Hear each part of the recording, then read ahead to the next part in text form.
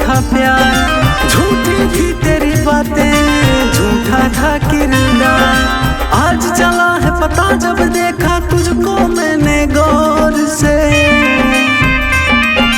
आज चला है पता जब देखा तुझको मैंने गौर से। मैं मरता था तुझ पर गोरी, तू मरती थी किसी और पे। मैं मरता था तुझ पर गोरी, तू मरती थी किसी और पे।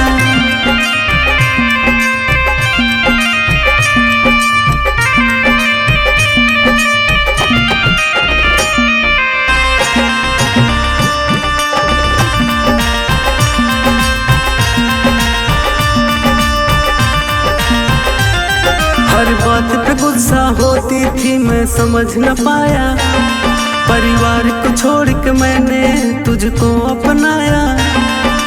हाँ, हर बात पे गुस्सा होती थी मैं समझ न पाया, परिवार को छोड़ के मैंने तुझको अपनाया।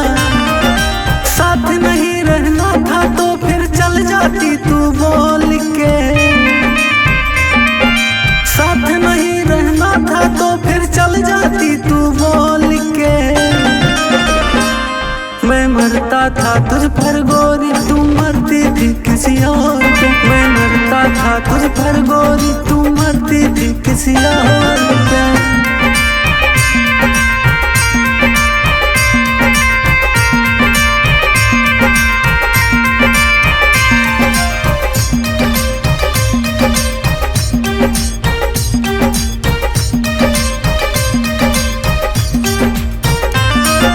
पल में भुला दूंगा तुझको, अब नजर न आना।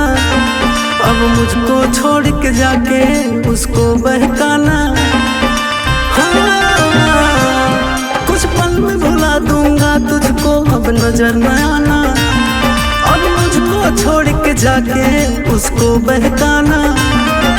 गलती बहुत बड़ी की है तूने अमित को छोड़ के, गलती बहुत बड़ी की है तूने शिवा को छोड़ के।